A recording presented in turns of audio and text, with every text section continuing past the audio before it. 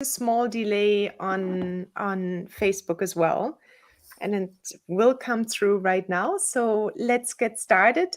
Hello, everyone. It's Katrine and Seth today with Blend Precisely. And as you have seen already, we are here today with Kelly from the Airmid Institute. Hi. And Kelly, hello. Hi, we Catherine. just Hi, Seth. Hi. Yeah, we just chatted a little bit before. So Kelly right now is in Southern California, and Seth and I are here in New Hampshire. But yeah, I'm going to turn over to Seth right now because we decided Wednesday lives should be all about Seth presenting and coming. And since he worked specifically also with your data, he has also a bunch of questions, and so do Oh, I. wonderful. Okay. So I just wanted to mention we're gonna take Q&A at the end as well. We let the questions basically come in. Everybody who's watching, we are more than happy to open up to questions. I will read them out. I can display them as well. And then we can just get started. And Jackie is already here and says hi. And I'm going to turn it over to Seth right now because I'm a blah, blah, blah, blah, blah, blah. I can go on forever. Great. All Thank right. you. Looking forward to it. Thanks. So if you didn't hear, we have Kelly Ablard here. She's with the Airmid Institute, and her specialty in the aromatherapy world is protecting the endangered species. So thank you very much for your efforts there, Kelly. Thank you, Seth. So can you just give us a brief overview of who you are and why you started the Airmid Institute?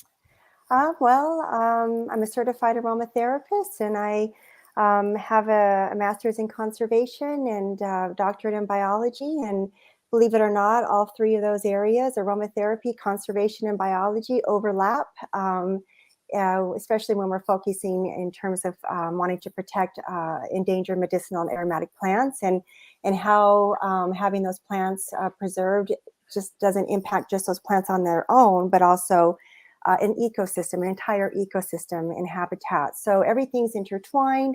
And so it was back in about 2013, I started looking and thinking about all of these beautiful essential oil bearing plants that we're sourcing to use in aromatherapy. And I thought, how is the impact of climate change, affecting these plants? Or, I understand at the time MLMs were growing quite quickly, and, how many of these plants are actually threatened? And has anybody looked into this? And that's where it all kind of blossomed. And as I went into research down in Peru, working specifically with the endangered rosewood tree, Aniba rosadora, it became ever so really just clear in my mind that this had to be, my life's work, essentially.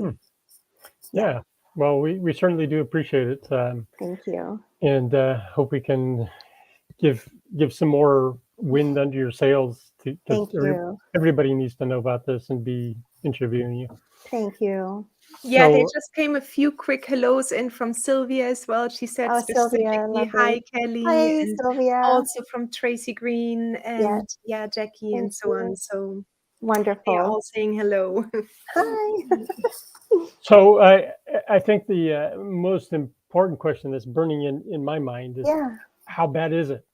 How endangered are the species, and how sustainable are the aromatherapy plants, therapy plants in general? Yeah, that's a really good question. And, there's always, I think, good news, and I think there's bad news. They kind of balance each other out.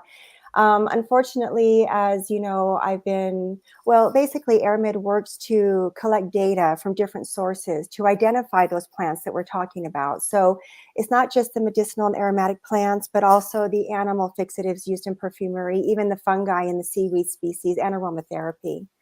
I would say there's close to 30% of those particular species that are commonly traded on the world market right now that are in fact facing some level of extinction. And of course, the classification or the category or degree of how close, they are facing extinction depends on how they've been assessed and what criteria those plants underwent to get the categorization through the International Union of Conservation of Nature. And so we do have a serious problem on our hands. Many of those species are critically endangered, or what we call vulnerable. So those are truly threatened species. The problem I think that we've had is that we're not really focusing on the issue on a global level. You know, we try to, it's important that we think about things from a local standpoint, but I think we need to broaden our horizon and think collectively and globally if we're really going to combat this problem, which for the most part, 80% of those plants that I've told you about are actually impacted by habitat destruction. And that's occurring on a global level. And a lot of it just in the Amazon, for example. And as we know, many of our essential oil bearing plants are coming out of different countries where it's very rich in biodiversity. And that's where we're losing some of these plants. And so, you know, on a very positive note, you know, the IUCN is coming together through different, you know, countries all over the world are making pledges to help combat these various issues with climate change and habitat destruction. As a result of that, to, you know, better maintain and set conservation efforts in place that are going to help protect them for future generations. And it's always the idea of the, you know, 7 stewardship, the 7 years, you know, always 7 generations into the future is how we want to be thinking about that. So, you know, I find now that over the last, I don't know, decade or so, more people are becoming aware of it. The fact that I'm sitting with you here today and having this conversation just tells me, okay, the word's getting out there. At first, it was met with a lot of resistance. People, oh my goodness, who was resisting? Well, there are some people within our community. I'm not gonna, you know, because it's a threat. It could be it could be a threat to people that are selling oils that maybe are from endangered species, or maybe they felt, you know, there was a lot of conflict back when I first started doing this. But all it really requires is just spending the time to educate people and to work with people and explain what plants need those, you know, maybe special little steps taken to ethically source them, or which plants require special permits to actually trade them out of their country. And if that's information that's just not readily accessible. So people who are selling oils, they don't even know, they're trying to do their best, but they don't even have the information. But I've noticed now that more people are so receptive to this, and they're so mindful. And you know, it's this idea of Gabriel Moget came up with this term, which I love, conservation consciousness. It's like really people are becoming conscious of this need to conserve these plants. And so, you know, I think that we're moving in the right direction, but we do have a serious challenge ahead of us. And that is, of course, climate change, which is considered to be humankind's biggest threat right now as we know it. That's interesting. I had an experience visiting Naturalness up in Portugal. It's a great. I don't know if you know them, but a fun little distiller there. But the guy was showing me the masses of product that they were putting out and processing to get a tiny little bit of oil, and it was a little bit alarming to me. Like, that's a lot of stuff to get that little bit, you know. Yeah. So I mean, aside from just habitat destruction, I think I think that pivotal awareness, I kind of wish I could show everyone like the visual, like that much stuff or that little stuff, you know. So how does that play into how much of that do you see as just a fundamental issue of the process of making essential oils versus habitat destruction? I think they go hand in hand in some cases, depending on, you know, mostly your essential oil bearing plants that are trees. You know, you're having to harvest quite a few, for example. And so you're having, you know, you're going to have a heavier impact on the habitat if you're maybe even harvesting wild sources, wild plants, for example. But I know very well Naturalness, Marju Kivi and Marco. Actually, Marju is Airmid's ambassador of Portugal. Oh, wow. Yeah. And so, yeah, she is. And so she and I have had conversations about exactly what you're talking about, Seth. And, you know, understanding very well that it can take so much plant material and you get just this precious oil. And so, and I think so long as you're working in harmony with the land and you're doing it in a way that's respectful and sustainable, then I think that, you know, that can be balanced and we can still provide and have a nice source of oils for people and still be tending to the land in a very positive way. But then equally, we have to be so careful how we as consumers use those oils. And, Yeah. less is more. We already know this in terms of just the therapeutic angle, but really when we're thinking about it from a conservation standpoint, we don't need that much. Yeah. These are concentrated oils. And again, what it always comes back to me is the idea of education, explaining to people and educating people that, these are precious oils. A lot goes into these bottles. We need to use them with respect, and we need to use them as just in minute quantities, Yeah. Yeah, I was right? I was actually surprised that so many oils are being sold in the quantity they're being sold in these 15-gram bottles. Is that really necessary? And I had long talks with other aromatherapists as well, and we wish actually that, they would exist in much smaller bottles, Yeah. especially when you're starting out. You don't know what you're going to like, what you're going to need. And that is part of the industry, I think, where the suppliers are coming into the game, is offer the oils in smaller bottles, in smaller quantities. Yes. Katrin, I couldn't agree with you more. And, as we're seeing, and I don't mean to bring up the MLM, but that's where we're seeing, the majority of these oils being sold, just in abundance all over the world. And this is a bit of a concern, certainly. And they're predicting that it's estimated that just the, essential oil market is going to exceed 15 billion US dollars by 2026. That's not even, that's a little over 3 years away. That's nothing. Nothing. So if you think about that, how in the world, where are we going to get all this plant material to, supply that incredibly outrageous demand? Well, And isn't it like one of the problems that existed for a very long time in the Northwest, where I lived for many years, was the over harvesting of the forest. Yeah. And I was really banging that drum, like, yeah, we gotta be careful and watch out for that, and we do. But a few people kind of pulled me to the side and said, well, we're farming these large sections of land. These are sustainable. We are being sustainable in that. Do you think a similar thing could be done with a variety of essential oils?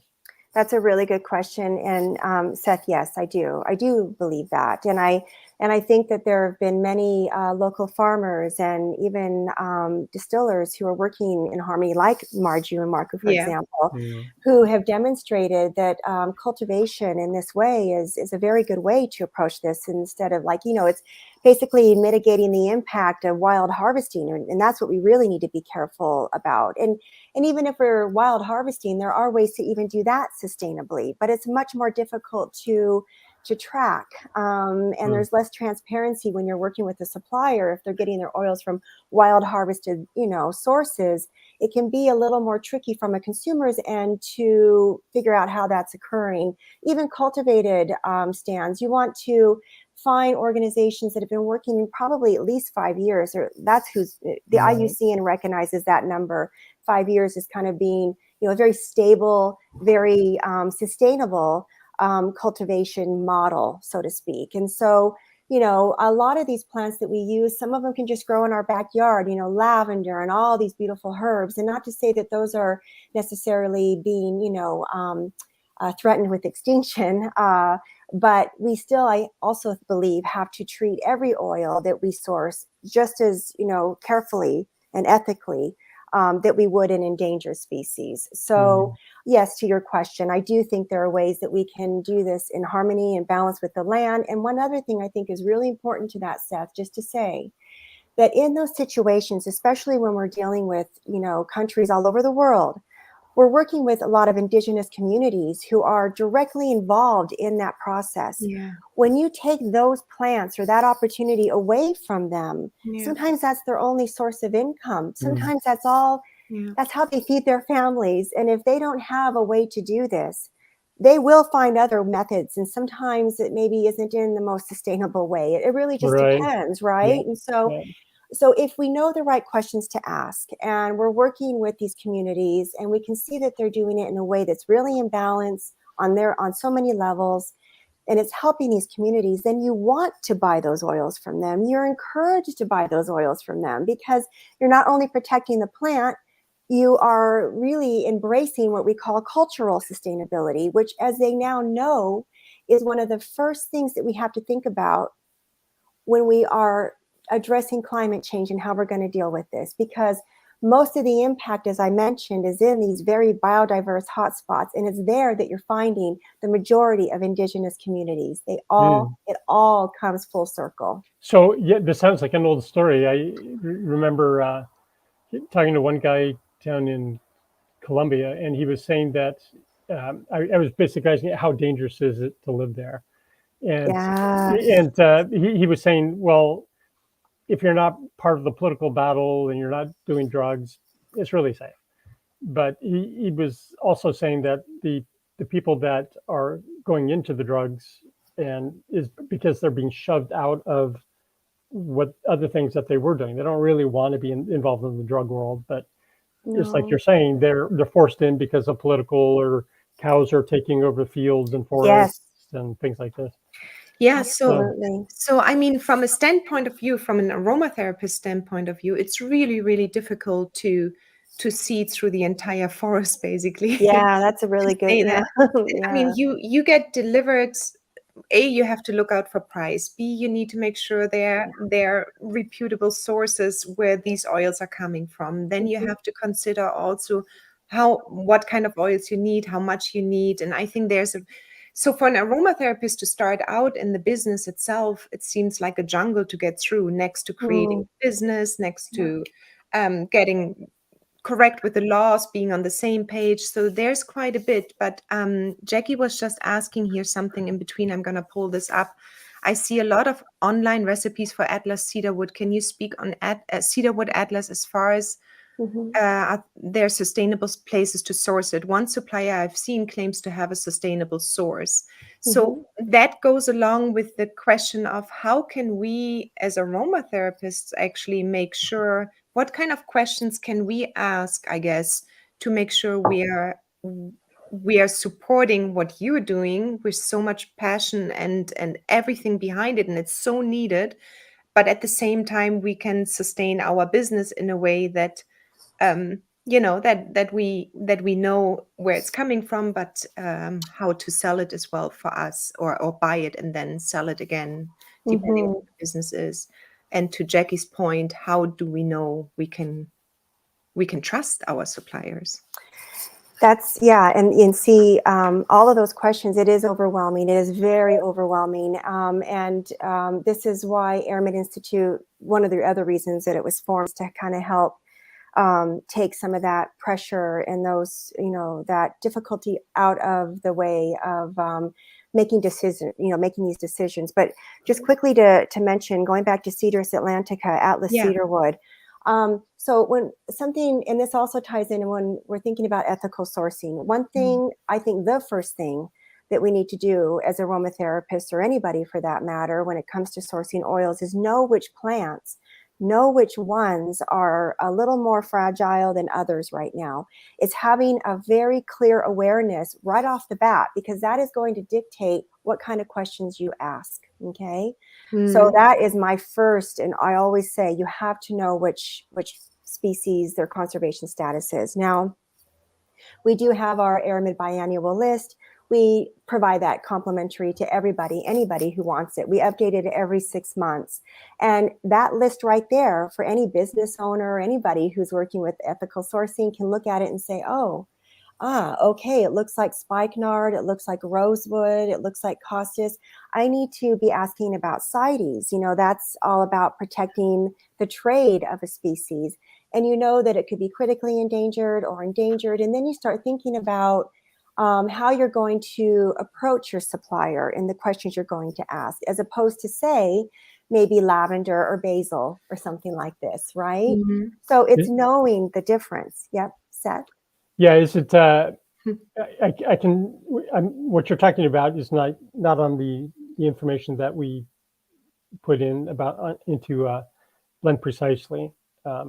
Okay. So I'm just wondering, it sounds really useful to know how trustworthy something is from Plant Therapy or Mountain Rose or whoever it is. I mean, it's really kind of a dicey thing to do because you don't really want to offend people, but No. you do you do want to in some way give an aromatherapist the way to say, okay, I really care about ethical sourcing. Tell me, or I don't know where to do that or how to say that, but from a planetary viewpoint, you kind of want to know that, right? You do, and I agree. And I think that, you know, it really comes down, the supplier has a lot of work to do as well, just as much as the consumer, I think, because even more so, the supplier has a responsibility to be making sure that they're getting that, you know, oil into the country legally, and that it hasn't been adulterated, and that all of these wonderful things, you know, transparency along the supply chain has been met to a degree that is acceptable. It's acceptable. So Mountain Rose and some of these other companies, you know, I know the director of quality over there.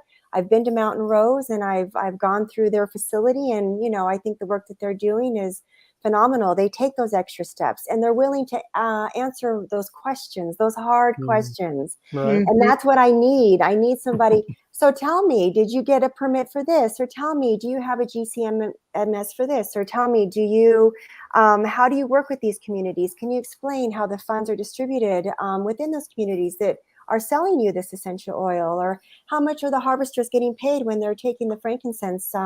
You know, so if I can get those questions answered, and people are like, hey, I'm willing to sit with you and talk to you for an hour, well, that already to me is a really good sign.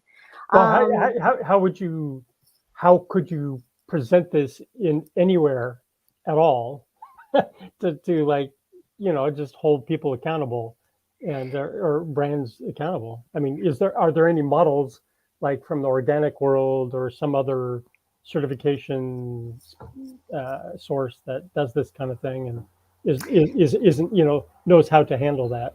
Yeah, I mean, it depends. There's different models within sustainability. So it's not just, you know, we work from 5 different standards. We look from it at, you know, let's say, for example, I just recently interviewed Guy Vincent from Duchan. He has sandalwood, Santalmus bacatum in Western Australia. I approached him by interviewing him, thinking about the 5 different, you know, standards: economic, social, distribution and labeling, cultural, and environmental. And all of those different forms of sustainability have very, very specific questions, and they will overlap, mind you. But, and there's not going to be one organization or one company that can do all 5 of those. You might find one. It's too much, you know. Yeah, if you're just trying to do business. Yeah, it's like, I've been to farmers markets, and one of my questions, I like organic food. Just I don't like any dirt or pesticides. I like clean food. Yeah. And so one of my main questions is did you grow it organic? And a lot of times it's like, you know, that's a really high bar, and the amount of money you need as a developer or provider, it's a little anti-business, which is okay. So I mean, in some areas, I as the buyer am like, if I can just trust them enough, like, okay, you're cautious, you did your job, you know, I don't really need them to have the organic certification, but I do need to trust them. But that's, I think, what Kelly just said, that she got all these questions answered from Mountain Rose Herb, for example, is like a big sign of or the first step to trust. And I think what I'm more excited about is the more aromatherapists or herbalists as well, I think, or cosmetic formulators have those questions and become more critical in this in purchasing oils. I think the awareness is going to grow as well for the suppliers, and they're going to have to actually at one point go on in line with their distributors or from wherever they get their oils from. So I think we as a community of aromatherapists have to start not to criticize, but to ask these questions, serious questions, because they do concern our children. They do concern our animals. Everything is so. Well, I think there needs to be something very simple, like a little thing like in Europe, they have this little measure of how eco your house is. Is it A, B, C, or D? Color coded. It's beautiful. But I mean, is there anything you could come up with to do that, to say this company, that's how they fit into the spectrum? Yeah. Well, to be honest with you, Airmid is working on that, Seth, right now. Super.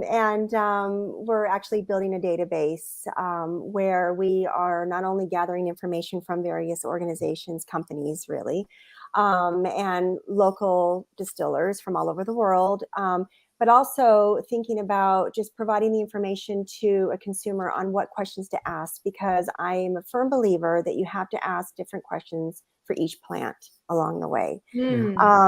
And, you know, I just don't think there's just one set that's going to apply to everything. And if you really think about it, you know, I actually, Airmid, you know, through Airmid, we have webinars, and I talk a little bit about this. I talk, well, not a little bit, a lot about ethical sourcing. And really, these steps can be very time consuming. Just thinking about the plant part in itself, when you're sourcing from an endangered species, if you're getting, say, rosewood oil, whether it be from the leaves or the heartwood, is going to depend greatly on what your intentions are and how you're going to source that oil. But you need to know that there is a difference and what the difference is. And just to say that to both of your points, first of all, Seth, back to your idea about organic, not everybody may have the certification. Right. I'm 100% with you on that, because it's very expensive to get. And there are people out there that are doing wonderful things. And if they can just demonstrate that they're doing the best they can, they're working in a harmonious way, and, you know, you build that trust with them, then of course, you know, you want to support them. So I think that's totally acceptable. I think that things that are too black and white aren't real. That's not realistic. That's not the way this is working here. We have to be open-minded and understand there's limitations all over the world for people, but that are really trying to do good things here. Right. And Katrin, to your point, you know, the more questions we ask, the more you're going to be pushing. The supplier is going to learn from you, and they are going to turn around, and guess what? This is what we're hoping to, you know, create, is just this idea of this is just going to be a standard. It will just be a standard way of doing business. These are the things that we know as a supplier we have to do. And this is just over time. And this is why we educate people on the questions to ask, the plants that we need to be really careful about, you know, and we take information that we build that list from the most credible organizations in the world, that their way that they assess the conservation status of a plant is completely accepted. I mean, hands down, by every government worldwide. I mean, that's just the way they are. You know, IUCN, CITES, we work with the U.S. Fish and Wildlife. And there's also other organizations throughout Europe that are just phenomenal, and they've done their due diligence. So what Airmid is funneling to everybody is, you know, good information. So we're doing our homework too. Good. Yeah. So one of the things I thought, I was trying to imagine ways that how we could take your information and end up with a decision that's clear, like, oh, I like what's like one of the worst offenders in the plant kingdom. One of the worst offenders, like a organism. Well, like one of the most endangered species. Oh, I would say spikenard is one of the worst right now. So it would be nice to have a list of something like replacements. Like, what else would I use? Oh, yes. Okay, that's a bad one. What else can I use to replace it with? Is this known, or is that up to the aromatherapists themselves, or how would you see that? Yeah, no, that's a great question. So I've been writing, so this is perfect. I love that you brought this up. Back to Jackie's point with Atlas cedarwood. Airmid, I have been writing about what we call analogs for many years now. I have been teaching how to create your own analog to an endangered or threatened species, rather. Okay, so I teach that. And I provide information on what are the key things to be looking for. So for spikenard, believe it or not, you know, patchouli could be something to be thinking about. Even valerian root, for that matter. Although we are finding there's parts of Europe that is in danger now, so we have to be very careful. But just back to the point that I've written an article, for example, Atlas cedarwood. There could very well be sustainable sources out there. I would have to know, because when you're thinking about what plant part you're actually getting the oil from, well, it's the needles, and, you know, so Are they cutting down trees for this oil? Probably not. What's probably happening is that's a byproduct of perhaps them cutting down Oh, trees for yeah. the timber industry or Mm. something like that. So, I would ask those questions, is this a cultivated stand? How is the wood being used? These are the types of things I'd want to know. But having done research on what I call an analog or an alternative to these various endangered species, Atlas cedarwood, like Virginian and Texan cedarwood, are excellent. Even Himalayan cedarwood, in terms of a chemistry wise, they're very, very similar in terms of the hamashalines. You'll find that those constituents are in both Atlas cedarwood and Himalayan. You don't find that in Texas and in Virginian cedarwood, but that being said, you find a lot of the therapeutic benefits have been reported for those particular oils. So it depends on what you want to use that oil for. Is it for a fragrance? Are you blending it in a perfume? That's one thing. Are you looking at it from a chemistry standpoint? Are you looking at it, from just strictly therapeutics? Are you looking at it from a safety standpoint? What are the different things you want to do with this oil from this endangered or threatened species? And then that's going to help dictate how you maneuver and figure out your analog. Okay. I want to. We have a little section where if somebody is using something like spikenard, it'll come up in our program. But it'd be really nice if I could say, click a link, go to Airmid Institute, and that's really complicated and involved what you just said there. But it would be nice to say, find out more, go here, and then you can do your own. And it doesn't sound like a simple thing like go pick A, B, and C. It sounds like there's a little more thought involved. There is a little more thought. Yeah. Right, yeah. And we can, and Airmed is happy to provide that information. We just actually updated our entire website. We're doing some great things. We have a lot of information we're going to be making more public. Right now, a lot of it's reserved for members, but we do have a lot of it that we're going to just be sharing, and analogs are definitely one of them. I mean, I've been studying them for a while now. Okay. And so I will let you know. I'm happy to do that. And, rosewood, for example, we know that Howood leaf, the leaf oil, the linalool chemotype actually is a wonderful analog. And so, Atlas cedarwood, rosewood, spikenard, even agarwood for that matter.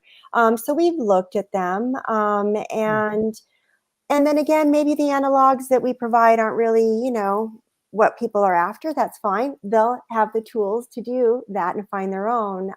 Very and cool. when I give presentations, and even through Airmed, I did a webinar recently, and members can access this, exactly how to do that.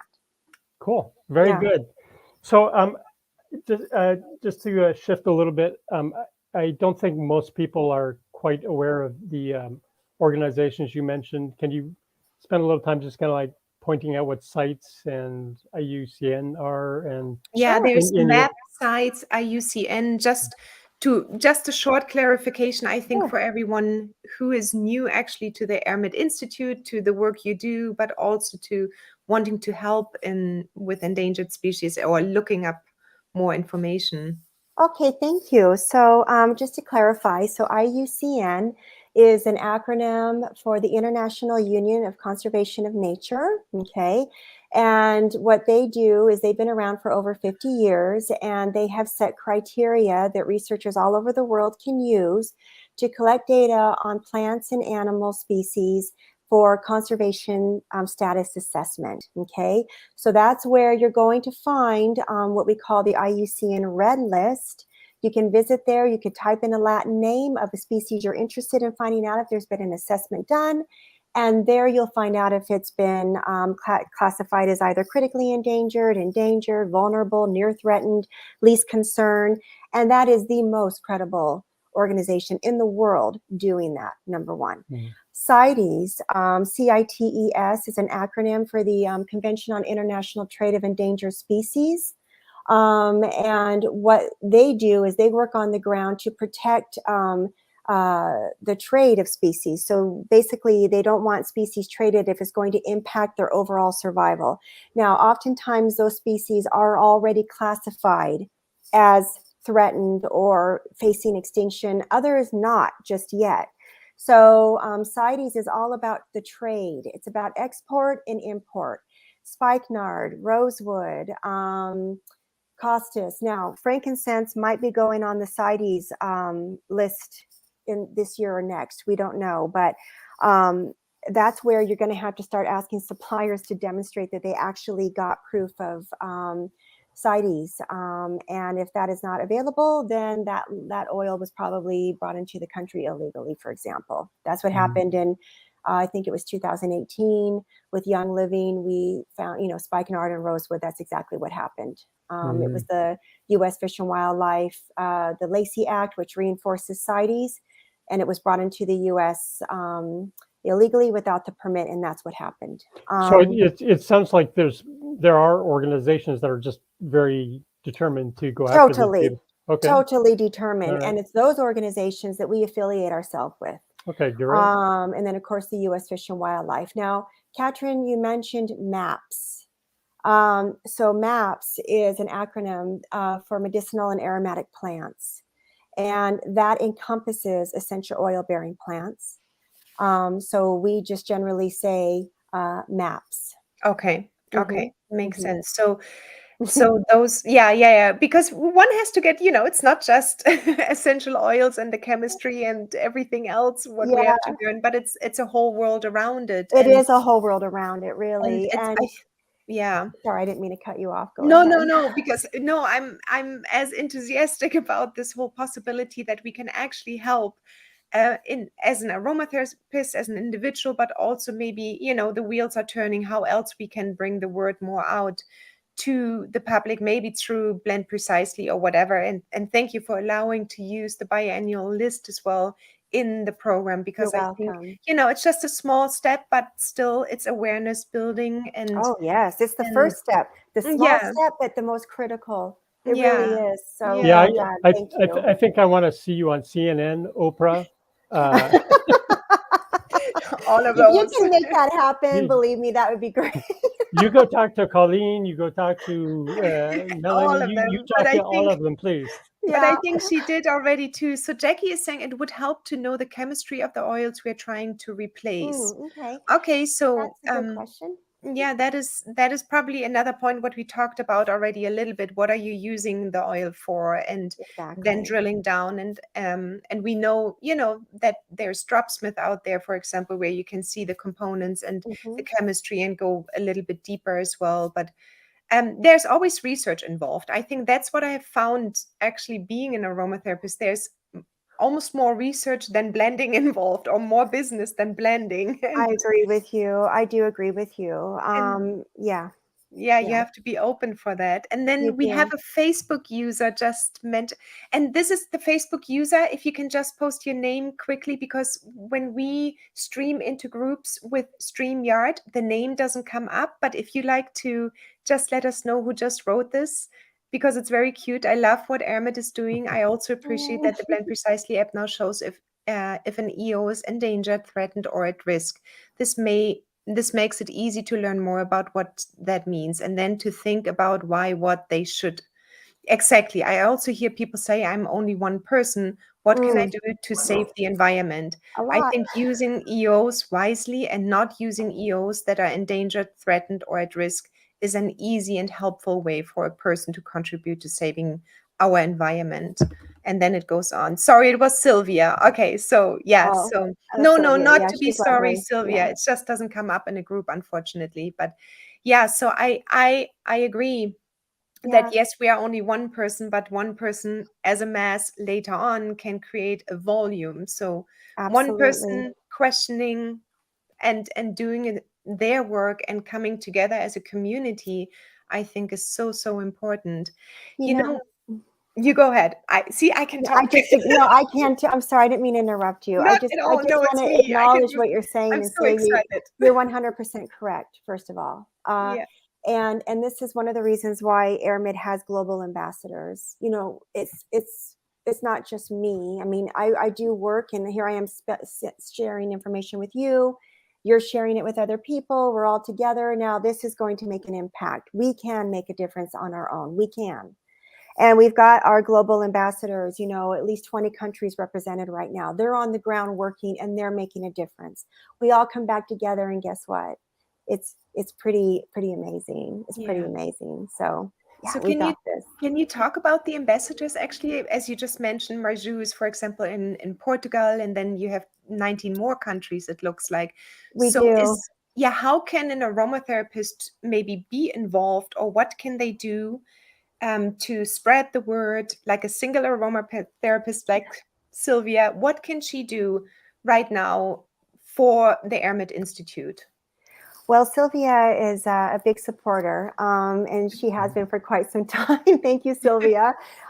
So what helps us do our work is, you know, of course, membership, just having people join and support us in that way. We have different levels of membership, of course. Yes. And also just taking the information, you know, putting it to use, asking the questions. As a solo aromatherapist who, as you very well pointed out, Katrine, earlier, just having those questions, putting it back to your supplier, you're doing the work right there. You're creating a space for education and learning and change just by doing that. And we can help provide those tools to people to make that change, because this is where it all starts. It starts with education. Right. Yeah. Right. Yeah. Yeah, thanks very much for getting out there and raising awareness. I mean, this Thank you, Seth. Yeah. Thank you. I think there's so many people on the planet now that like everything is about mass action. It doesn't matter Totally. gasoline, organic food. It's just Yeah. whatever it is. It doesn't matter what it is. But Yeah, You're right. it's You're true. right. I had one more question as an aromatherapist, and right now would be a good time if there are any more questions coming from the audience or from any of the group members, or we are right now streaming to 5 channels, so there might be always coming more questions in, but we can also try to answer them afterwards.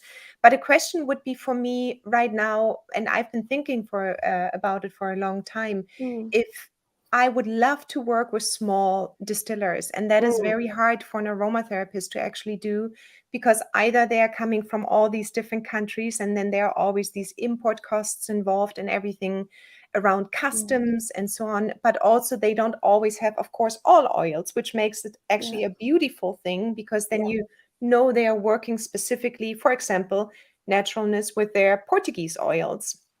And the quality is amazing of naturalness, really, really amazing. But as an aromatherapist, is there even a way, or are you aware that I can go and say, okay, I would like to get the frankincense, for example, straight from a distiller, or straight from the country at least itself? Have you heard about the possibilities there? Frankincense straight from the distiller. It's difficult, right? I would think that would be quite difficult. I do, however, we are forming a special advisory board, and on that board is Stephen Johnson. I don't know if you're familiar with him. Stephen he's on the ground working in these various countries with the frankincense supply chain right now. If there's anybody that would know that, it'd be him. But I have a lot of support, or a lot of, I've asked Stephen, and I've had many conversations about frankincense, and I would love to share an article, you know, with you and Seth, that talks about the actual questions to ask as a consumer, as a supplier, as a wholesaler, and every species you have to treat differently. So it would come down also to the specific frankincense species you would want, Katrin, and it would come down to understanding what's involved and who's harvesting that species and how the money gets distributed. I don't know if there's really somebody just that's doing it on their own and then just selling it from there. Well, Sorry. my thought was just, it would be nice to give as much back to the distiller as possible and cut out as many middlemen as possible. So, but that's quite difficult. If I go to plant therapy, I don't know how many people are involved in between and how little money is actually left for the distiller. Yeah.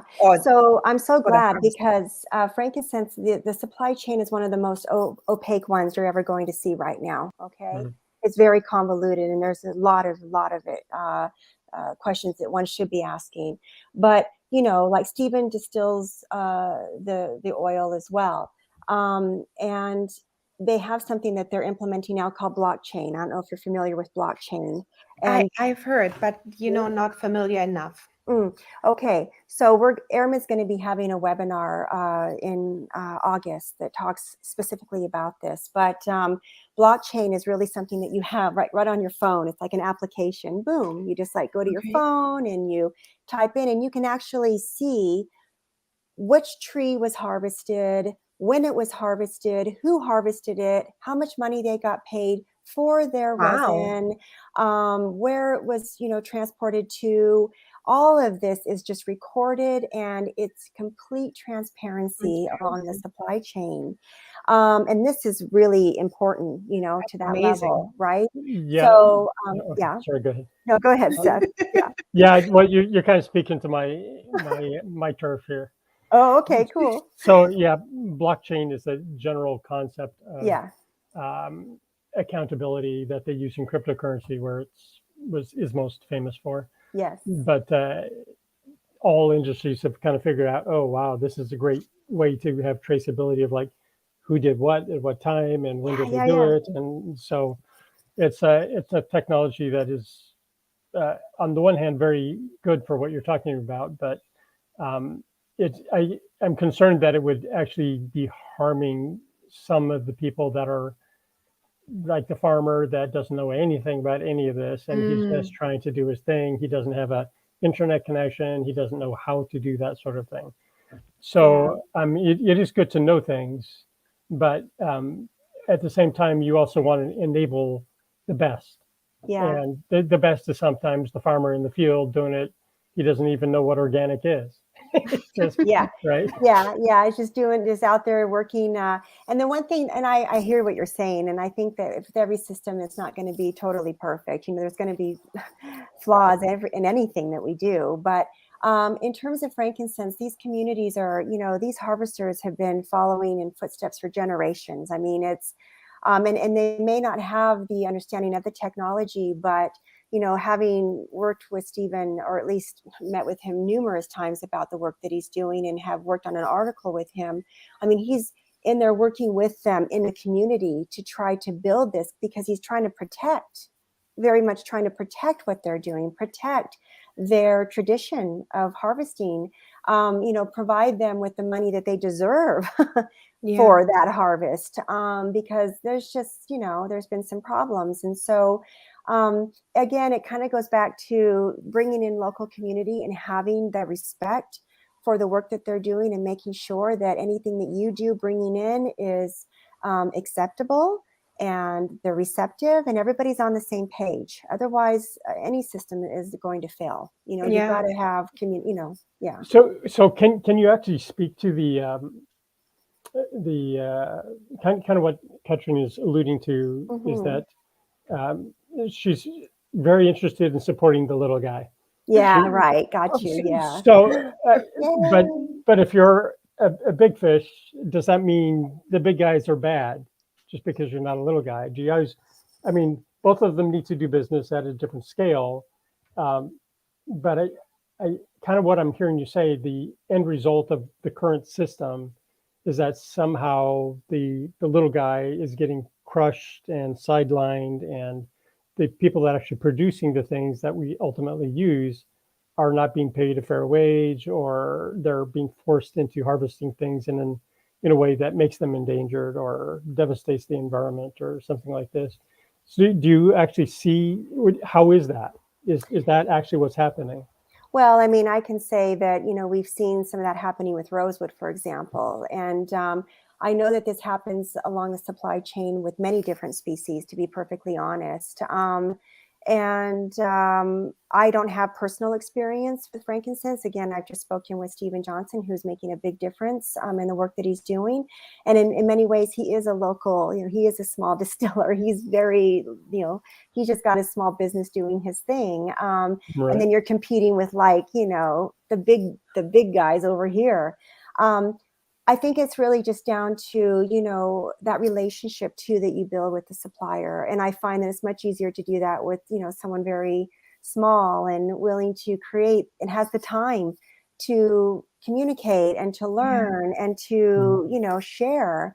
It really comes down to what your needs are and what your, kind of where your compass is. Right. So it kind of sounds like you're saying that the you may have a higher quality, and because people have the time to care more for their product or something like this at that maybe a smaller higher level. quality relationship in that respect. And, you know, and I've also seen, like, even local distillers, you know, these artisans, they are working, you pointed out, Katrin, is exactly that, you know, maybe just a few plants, they don't have a big range, you know, even like trying to get a GCMS could be difficult because they don't really Yeah. have the money to be doing this. And so it's like, how do you support them? So there was one, I can't remember what it was exactly, a group came together and Yeah. paid for the GCMS. Oh, wow. Yeah, and so they made that information public, and that helped the local artisan. And so in return, they got a little bit of the oil, and everybody was able to find their balance. Now, you're not going to be doing that with one of these big organizations, right? No. Or these big, no. No. So, I mean, it just depends on where you are at and what your intentions are, Katrin. And yours is wanting to work with the little guy because you have a different understanding of how you want to work with essential oils and in harmony with the land and having relationships with people on that level, where others are just perhaps, you know, they have businesses, they just need to get the oils in, and that's Yeah, their focus. And that's exactly. okay too. And there's nothing wrong with that. It's just that we all need to be very careful about how we're sourcing our product, regardless of who we're getting it from, you Yeah. know? Yeah, I agree. Yeah. So we're coming up here to 50 minutes as Oh, well. wow. We don't Okay. want to take too much of your time, but I just wanted to go through a few more questions or Oh, see what sorry. is. Thanks. No, not at all. So we have here, I love that the Essence of Thyme Professional Aromatherapist program also Yes. includes so much info on Airmed, and including in our monographs with info on each oil and if they are at risk. So I've heard only good things Well, about the Essence of Essence of Time, Thyme. yeah, you know, I'm a co-owner with Colleen Thompson of that school. Yeah. And Essence of Time, you know, schools can become an Airmid, what we call plant protector. It's a program that you enter, and curriculum has to be, you know, revised to reflect sustainability, how you ethically, I yeah, think, exactly. yes, and I think that's exactly what someone else here said. This should be a course required in school as well, like just Absolutely. even as a sliver, of course, it should be just Absolutely. really there. Yeah, and we are working with a couple different aromatherapy associations. You know, the idea is ultimately, big picture Yeah. here, Mm. stepping back, zooming out, let's get the associations to say, wait a minute, okay, if you want to be recognized as a school, you're going to have to teach this curriculum. This is what they're already Absolutely. doing. Are you right? Are you with me? You know, you need to have so many hours of history. You need to have so many essential oil monographs.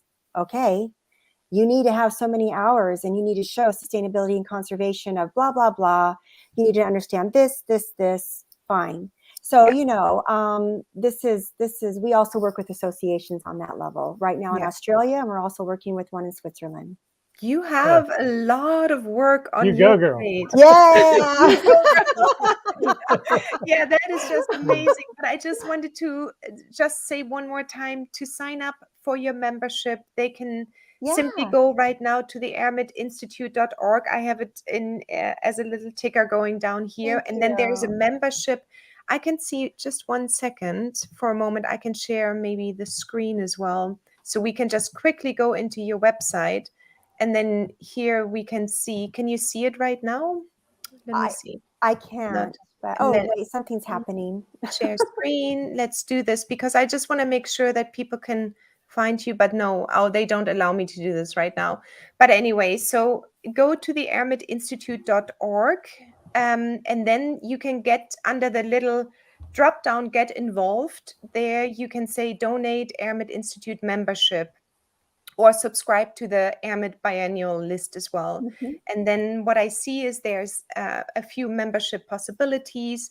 They're per year, they're really affordable, but I think they can just really be extremely helpful if, 100 and 1,000 aromatherapists will Oh, do that. yeah. There would be just a lot of possibilities maybe, because I know you're a nonprofit Yes, we're organization. nonprofit. Yeah. And yeah, so you do need all the support and you're delivering just amazing work. So I Thank think you. I'm gonna take myself out of this Okay. screen mode again because we have been in this here for a while. Yeah. So, is there anything you would like to maybe say to the aromatherapist? Anything more? Is like the first 1, 2, 3 steps you say: build awareness, ask questions, and continue maybe to work with Yeah, the small distillers as much as you can, but also always ask questions and educate. yeah, and I think one of the main things is, regardless of who you're working with, always ask the questions, whether it be the big or small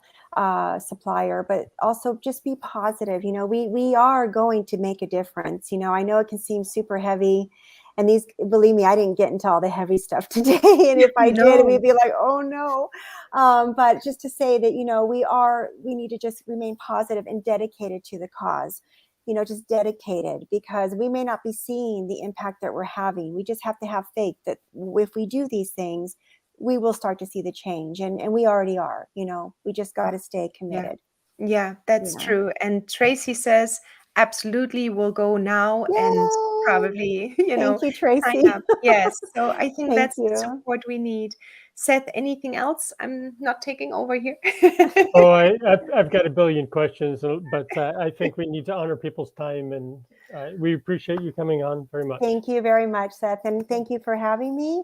Thank you, Katrin and Blend Precisely. It's been such an honor to be here. I'm a big fan, by the way. Yeah, and just know that if you ever have questions, you can always just contact me, and we can always chat more. yeah, absolutely. Yeah, and so thank you again for the opportunity to share with you today and with the group.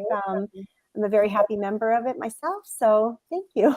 Thank you, everyone. Thank So you for all the work you do. Yeah. So if there are any more questions coming in, we can look at them later on. So keep on going. I can also maybe just take all the questions coming in later and maybe send you one email, Kelly, if there's anything more. Sure. But other than this, have a wonderful Wednesday wherever you are in the world. Thank you. Yeah. And then I will talk to you soon. Thank you so much, Kelly. Thank you so much. Thanks, Katrin. Bye, Seth. Bye, everyone. Bye. Bye. Ciao. Bye, everyone. Ciao. See you next week. See you. Bye.